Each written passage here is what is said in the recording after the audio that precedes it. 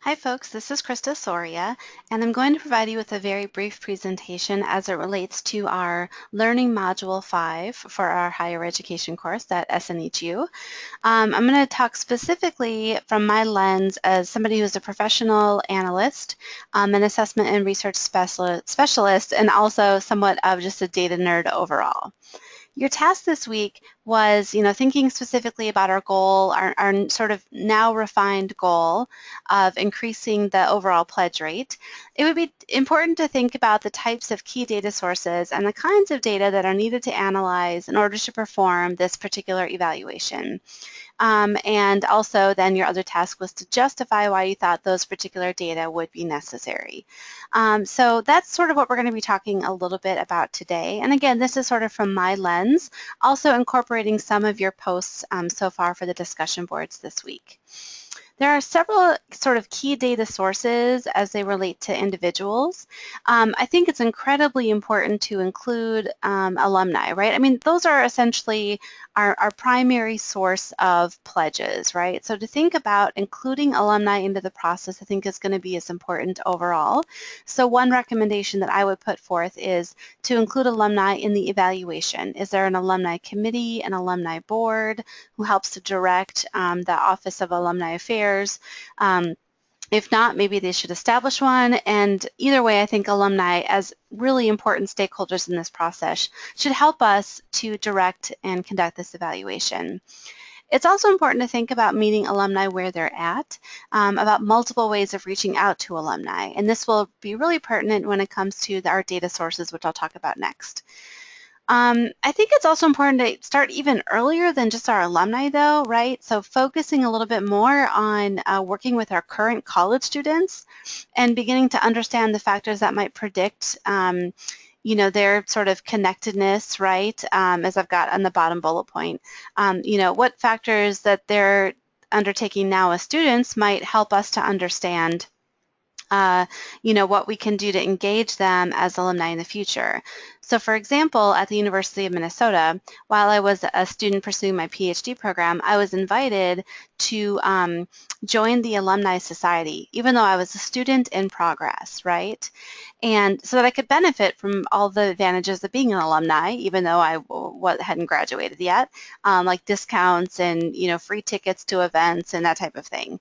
And so, think about engaging folks even at a younger, an earlier time frame, I think is really critically important as we're collecting your data. Some of you also, and I'll say this too, many of you identified alumni as sort of the place to go, right? Like if we need alumni to increase their pledge rates, maybe we should ask alumni why they're not pledging as much, right? What factors might help them to pledge more? I think that's incredibly important. A lot of you had also addressed actually meeting and discussing with the employees of the OAA office, right? So what do they think could be improved? You do have some insights from the interviews that were provided, but you saw how short those were. Those looked like maybe they were 10 to 15 minute long interviews, not very information rich, right? So seeking to connect more with employees, not only within OAA, but also within other departments and units across the university. I think that would be so important, right? Even meeting with faculty. I'm going to reference the University of Minnesota again, just as another example. But the University of Minnesota is huge. It's a large public research university with 28,000 undergrads and like 30,000 grad students, a couple thousand employees, I don't know, 10,000 employees. It's a big, huge campus, right? Many of our colleges, we have 7 large undergraduate colleges. Our colleges actually have their own alumni offices in addition to a central alumni office, right? So while we're seeing this study through the lens of the Office of Alumni Affairs at Benchley College, are there other departments on campus or colleges on campus at Benchley that we might want to connect with? What about connecting with the president's office, right? These are sort of just big picture conversations to think about as you're considering evaluation for Benchley and as you're thinking about collecting some great data. So several folks had discussed the importance of quantitative data to the process. And quantitative data is numbers, right? Just pure and simple, those are numbers. So several folks in our class, Tyrone, Christine, Jessica, Elizabeth, Carrie, Donna, Bridget, Kathleen, they all said, we need to take a look at existing data. And I think that's a great place to start. So what's currently working? What particular activities or campaigns? Hannah in particular mentioned, could we look at some other demographic variables or other variables that might help us to predict pledge rates? We know there's something going on right now, right, with alumni over the age of 55, for example. But Hannah's suggestion was, could we look at students with different academic majors across the board? I also think it's important to look at the occupations of your alumni. So some folks in some occupations might be more or less likely to pledge more, given their potential income source, right? That's important. Hannah had also, sort of brought us back to descriptives. So who's sort of participating in alumni activities, right? And, what is that participation rate? What does it look like? Hannah, Jessica, Elizabeth, Ron, and Bridget also mentioned the importance of conducting surveys. Several benefits to surveys, including relative anonymity, if you can structure it in such a fashion. They tend to be very low cost, if sometimes just free, for institutions to conduct. And they're very sort of quick to administer, right? So we can send out a survey and within a couple of days we can get some data back from folks and we've got a nice data set to use. Lots of drawbacks though, right? So low response rates, and that's a problem with alumni. If alumni are not pledging, would they also want to take the time to conduct a survey? Probably not. And they're not great to collect qualitative data. So two folks in the class, maybe more at this point, but Elizabeth and Bridget had said we should send out some surveys and collect some qualitative data. And qualitative is words, right? So quantitative numbers, qualitative is words. And they're sort of, surveys are notoriously bad for collecting qualitative data because folks just don't like to take the time to write out things, right? We get impatient when we're standing in line at Starbucks waiting for our coffee in the morning. And so, taking time to ask folks to craft a well thought out response on a survey can sometimes be difficult, not impossible, it's just difficult. It's also, as I've written in the page, notoriously challenging for alumni officials to stay in contact with alumni, right? So when we've got our students, man, we've got their great student email that they should check often. When folks graduate, they don't always check their alumni email any longer, right? So it's really hard to figure out how do we catch up with our alumni. And some suggestions might be phone calls, like quick surveys over the phone, or connecting with folks' emails as potential methods. If you're thinking about talking about surveys, I would recommend that you provide us with some sample questions. And it doesn't even have to be specific items on a survey, but tell us what it is that you want to know from the survey. I think that helps us to get a better, sort of more well-rounded picture of, oh, you're going to give a survey to alumni, great, but what do you want to know from them, right? So think about adding that level of detail to your posts as you revise throughout the weekend. And the information from Module 5 will feed very nicely into your final paper under recommendations. So the work that you're doing now will continue to benefit you throughout the rest of the semester.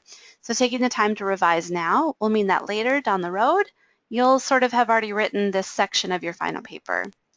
It's good to fix these things now. Other folks had described qualitative information, which is also great. Again, qualitative is words.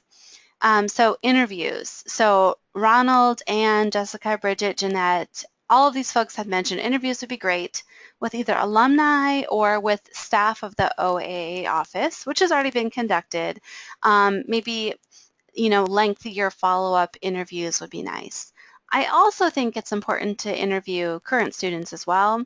Maybe not as important as interviewing alumni, but with current students, you might learn, for example, what would be some experiences that you might have on campus that you might really want to, that might lead you to, want to donate back when you're an alumni, right? When you're an alumni, how would you give back to this institution if you wanted to, right? maybe it's not pledges. And of course, pledges is important eventually college and the Office of Alumni Affairs.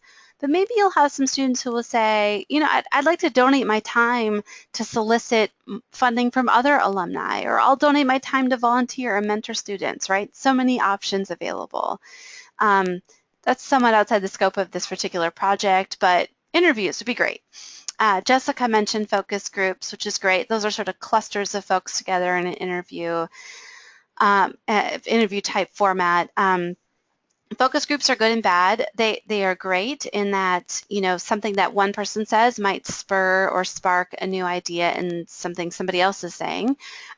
Focus groups can also be negative in that, folks may not feel comfortable sharing things like, well, I don't make enough money to contribute back to my college, right? That type of social pressure is difficult in a focus group. Ronald and Anne had mentioned document analyses. I think those are great. They had mentioned analyzing current communications to alumni, blogs.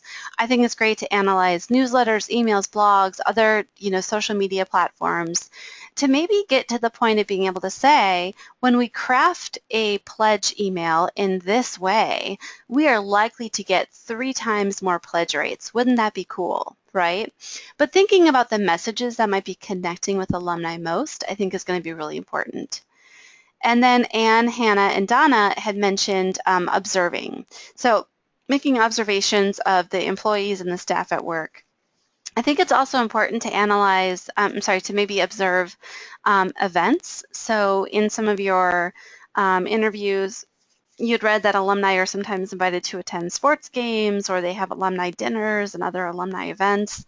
It'd be really cool to see what those look like, right? To observe those events happening and to learn, what those factors might be at those events that might lead to increases in donations or might lead to no extra donations at all, right? I think that would be really important.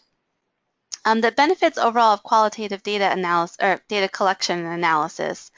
You get very thorough responses, and you can also ask follow-up questions. Typically in a survey, that's sort of your one chance to get data from people, right? So you're going to ask a question, and that's all the time that you're going to get from me. But if I wanted to ask follow-up questions, something like, why would you, what factors would make you donate, and, learning more about that, I can always keep asking more questions, right, as we're sort of probing to learn a little bit more about it.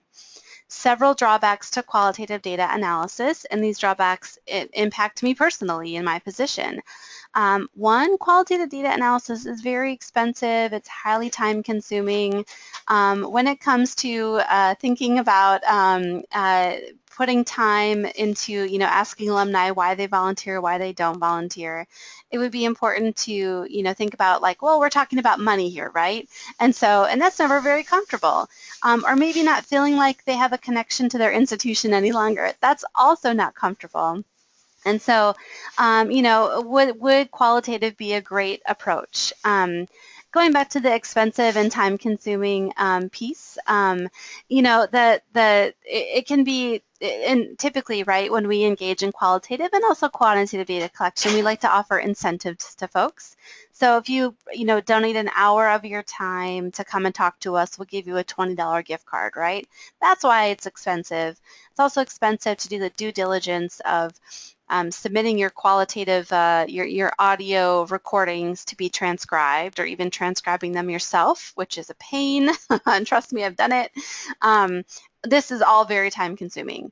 A rich source of data, absolutely, but incredibly time consuming and expensive. And given the idea behind this project, which is to find out why alumni, may not pledge, or what factors might lead them to pledge more, it might be a socially challenging topic to discuss. My approach to this, if I were to undergo this evaluation, would be a multifaceted approach. Typically, I would use some mixed methods. So in these mixed methods, when you bring in multiple measures, it helps to triangulate, in a sense, the data that you will obtain. So I do think it's important to analyze existing data, like donation data, for example. One strategy that I might employ is to look at, well, do students from specific majors, are they more or less likely to donate? But I also might look at the effects of, oh, well, when alumni attend a baseball game or a football game, or when we ask our alumni to volunteer at the archaeological dig or write a blog or whatever, right? All these programs, when we ask alumni to attend a dinner, when I send out this email with this message, right? Am I more or less likely to get donations? I would analyze those data. And that's a lot of the work that I do as a researcher is I look at when college students participate in activities, do they get better outcomes from their participation? That's what I do, right? So when we offer these things and when students or alumni undertake those events and engage in them, do they have different outcomes, right? That's exactly what I would do. I would also administer surveys to alumni and college students and sort of try to pair up survey responses with outcomes like pledge response rates, right? So I might ask alumni to talk about their satisfaction with their experience on campus, or how many faculty mentors they had, or if they lived on campus. I might ask them questions about their collegiate experience and then correlate that with some outcomes, like how much they've ever pledged, or how much they've ever donated, or how many times per year they donate. I think that'd be fascinating. I would also conduct maybe some interviews and focus groups, right? And these are sometimes great ways to actually inform the survey design. So if I learned, for example, that alumni in the English department were 3 times as likely to donate. And I ask those English major alumni, what about your experiences stand out to you? And maybe they all say something like, I got to engage in undergraduate research with my faculty member, and it was life-changing, and I will always get back to Benchley College to ensure that other students can engage in undergrad research, right? Maybe that shows up. So, and maybe that shows up in 3 different or 4 different interviews or whatever with English majors, right? So as I'm surveying other alumni from other academic programs, I might ask, did you engage in undergraduate research? And I might learn whether that activity as a collegiate undergrad is significantly associated with alumni's pledge rates, right? So in some ways, right, we can learn from the data and we can integrate that into interviews, and then we can put that back into other means of collecting new data, right? That would be really fascinating. And finally, I might also, I know that I would do this. It's not a might anymore. I would do a literature review search. I would look at factors associated with alumni donations. And across the literature span, we know things that, for example, having a winning football team is almost always associated with higher alumni donation rates. How interesting, right? And, so we learn these things, right? I would go out and I would solicit this information. I would definitely incorporate that either into my interviews or into my surveys, or, going back to the existing data, right? Wow, data would suggest that college campuses that have a winning football team, right, where maybe they've made it to their Citrus Bowl championship or Sugar Bowl whatever, right, all these championships, they're significantly more likely than their peers to have higher donations. If I learned that, right, I could go back to when it comes to the existing data analysis. Oh, well, did our alumni who attended football games or were former football players or cheerleaders or like whatever, right? Boosters, are they significantly more likely? Is there some type of association with engagement in football and alumni outcomes? I would definitely incorporate that into my approach as well to see if what works at other places also works at Benchley College. Finally, a quick note on APA. I've taken these and I'm showing you these here as examples of how to cite your sources when you're citing the chapters. So a couple of things that you'll notice. One, there's no first names, right? So Erlandson, comma, then the 2 initials, the year. The name of the chapter, the title of the chapter, is written sort of like a sentence. So it's in lowercase, right? Naturalistic evaluation, sort of written like a sentence. And you'll see the title of the book is also written just like a sentence. So I'm seeing a lot of errors with APA this week, kind of cropping back up. You'll write any title of a book just like a sentence, and then don't forget the state after the the location of the publisher, the city of the publisher, don't forget the state as well. So this is exactly how you should be writing if you're citing chapters from our chapter text. This is exactly how you should be writing those chapters. So please follow this moving forward. I'm also going back to our Bresciani text. I'm seeing a lot of folks capitalize the entire title of the book, but again, write the title of a book like a sentence. I can send out those APA videos for you if you have additional questions. I created all those videos for our classes, and I'm not sure if folks have had a chance to view them, but it would be lovely if you could, because I've sort of already done some hard work to teach you how to use APA, and I'd love it if you could use this moving forward.